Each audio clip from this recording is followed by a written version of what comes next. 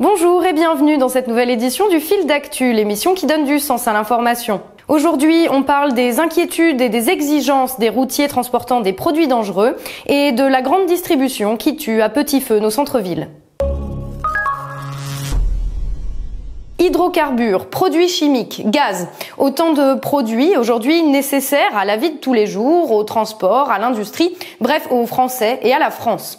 Mais des produits qui bien sûr ne viennent pas de nulle part. Et de leur lieu d'extraction ou de stockage à l'endroit où ils sont utilisés, par exemple la pompe à essence si l'on parle des hydrocarbures, il faut les acheminer. Et il y a des gens dont c'est le métier et sans qui le pays ne tournerait pas. Ces gens, ce sont notamment les transporteurs routiers qui conduisent les camions-citernes.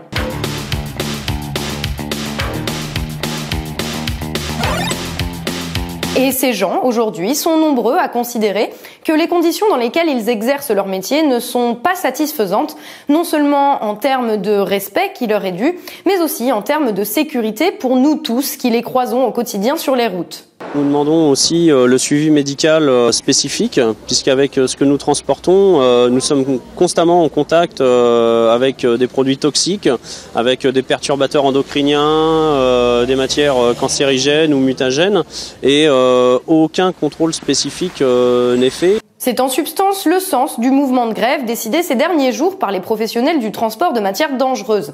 Un mouvement de grève qui bien sûr pourrait avoir des conséquences déplaisantes, notamment pour les automobilistes. Une raison supplémentaire d'écouter les inquiétudes exprimées par la profession et de tâcher d'y répondre efficacement. Finalement, c'est très facile pour obtenir quelque chose que de prendre en otage l'automobiliste. Oui, d'autant plus qu'il faut regarder ce qui se passe maintenant. On est en train de travailler pour requalifier un petit peu la difficulté, la pénibilité de certains travails. Oui, parce que alors, là, la CGT, ce conflit, c'est au sujet pour que les conducteurs de camions-citernes obtiennent un 13e mois. C'est ça. C'est corporatiste. Hein. Right. Car que veulent les salariés concernés? Un suivi médical spécifique dans un métier où les vapeurs de produits peuvent entraîner des problèmes de santé et des dispositifs de sécurité accrus. Des salaires revalorisés à hauteur de la pénibilité du travail. Mais surtout et avant tout une limitation du temps de travail à 10 heures par jour au lieu des 12 actuelles et des pauses hebdomadaires incompressibles alors que les semaines de travail sont pour certains de 56 heures.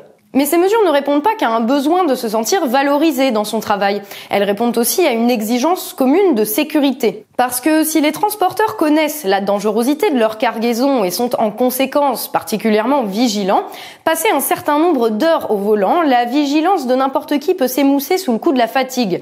Toute personne qui a déjà conduit sur de longues distances peut en attester. La fatigue est d'ailleurs une des premières causes de mortalité sur les routes. Certains, malheureusement, sont obligés par certains employeurs de faire plus de 12 heures, avec des 15 heures d'amplitude. Ce n'est pas raisonnable quand on transporte 24 tonnes d'acide ou 38 000 litres d'essence. On ne peut pas être vigilant en embauchant à 3 heures du matin et en étant encore en train de conduire à 17 heures ou 18 heures. Lorsqu'on transporte des tonnes de matière inflammable, les conséquences associées au risque de finir dans le décor peuvent prendre une toute autre ampleur, en termes de vie humaine impliquée bien sûr, mais aussi de désastres écologiques potentiels ou même d'impact sur l'économie que peut avoir la coupure prolongée d'une route. Dans ce contexte, la nécessité de réduire le plus possible les risques s'impose comme une évidence, et réduire la fatigue qui pèse sur les conducteurs en ne les faisant plus travailler 12 heures d'affilée semble de bon sens. Pourtant, à l'heure où nous écrivons ce sujet, les dirigeants des firmes de transport refusent non seulement toute avancée sur ces sujets, mais refusent même toute discussion avec les représentants des salariés.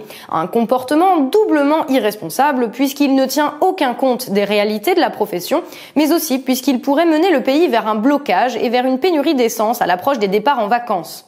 La société Picoty, dont le siège social est basé à la Souterraine, s'estime victime d'un mouvement dans lequel elle n'est pas partie prenante. D'un côté donc, nous avons une simple demande de respect et de sécurité de la part de gens essentiels au pays. De l'autre, un blocage pur et simple du dialogue avec pour seule motivation apparente le refus d'investir dans l'intérêt commun. À chacun de voir de quel camp il se sent le plus proche. Je se coupe pas trop, non? Je suis pas de la nitro, là. Je suis pas dangereux. Le 25 mai dernier, France 2 diffusait un numéro d'envoyé spécial consacré à un fléau pour les villes moyennes, l'extension abusive des grandes surfaces et zones commerciales en périphérie. Ils ont réalisé 6 470 m² d'hypermarchés alors qu'ils n'avaient qu'une autorisation de 4 500 m². et ils ont réalisé une galerie marchande de 1800 m² sans aucune autorisation. Au-delà du combat contre l'agrandissement illégal des hypermarchés, le reportage donne à voir un mal croissant dans les villes moyennes de notre pays. Le parasitage de la vie des villes moyennes par les zones commerciales sans âme faites de cubes de tôle et de parkings sentant le bitume.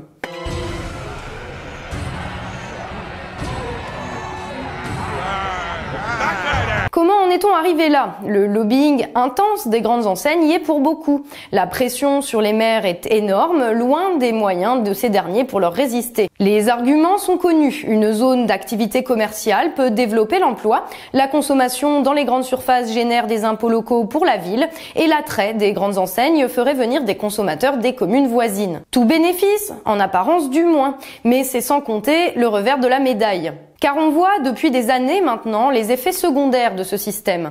En premier lieu, les commerces s'installant dans les galeries marchandes sont très souvent tenus par des commerçants locaux démarchés par la promesse d'une clientèle élargie et de la pérennité de leur affaire. Ils sont donc nombreux à déménager de leurs boutiques vers les zones commerciales, laissant des rangées de vitrines vides en centre-ville. Pour Jacques, propriétaire de cette boutique de vêtements au centre de Montélimar depuis 5 ans, pas d'autre solution que de s'exiler dans la zone commerciale au sud de la commune.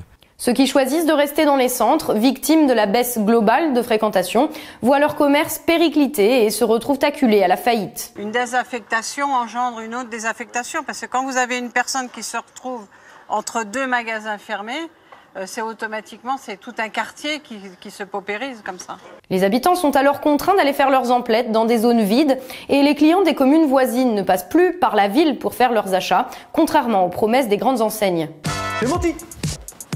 L'éloignement des commerces empêche tout effet bénéfique sur la ville. Les travailleurs du centre commercial sont obligés d'acheter dans leurs magasins de quoi déjeuner, au détriment des snacks et des restaurants. Les personnes âgées se retrouvent obligées de demander à leurs proches ou aux services sociaux une aide pour faire les courses élémentaires. Et je les emmène aux rendez-vous médicaux, je les emmène faire leurs courses à Auchan. Qu'est-ce que ça vous apporte ? Beaucoup de choses, et notamment un peu d'autonomie. Les jeunes n'ont plus rien à faire en centre-ville et restent zonés dans les allées ou les parkings du centre commercial. Plus absurde encore, le développement des zones commerciales, loin de ramener de nouveaux impôts, impose des dépenses à la commune. Routes d'accès, nouveaux transports en commun ou encore sécurité. Loin des promesses de gains pour les élus locaux. Depuis les années 2000, enfin, l'arnaque apparaît au grand jour. Le chiffre d'affaires des galeries marchandes diminue de façon constante. Et dans leur sillage, adieu les promesses d'emploi, les commerçants ayant déménagé mettent la clé sous la porte. Très vide, souvent dans la semaine, c'est difficile de faire les chiffres. Et de plus en plus de villes meurent, faute d'activités et de services. La ville compte 37 000 habitants et comme de nombreuses municipalités moyennes de France, son centre se désertifie. Près de 20% des locaux à usage commercial sont inoccupés. Pourtant, les élus continuent à signer. Mais de plus en plus de collectifs citoyens s'organisent dans les villes pour faire contrepoids au lobbying des grandes enseignes. C'est peut-être un moyen de pousser les élus locaux à trouver le courage de défendre les intérêts des habitants de leur ville. Voilà, le fil d'actu, c'est tout pour aujourd'hui. N'hésitez pas à partager cette vidéo autour de vous si elle vous a plu et à liker nos pages.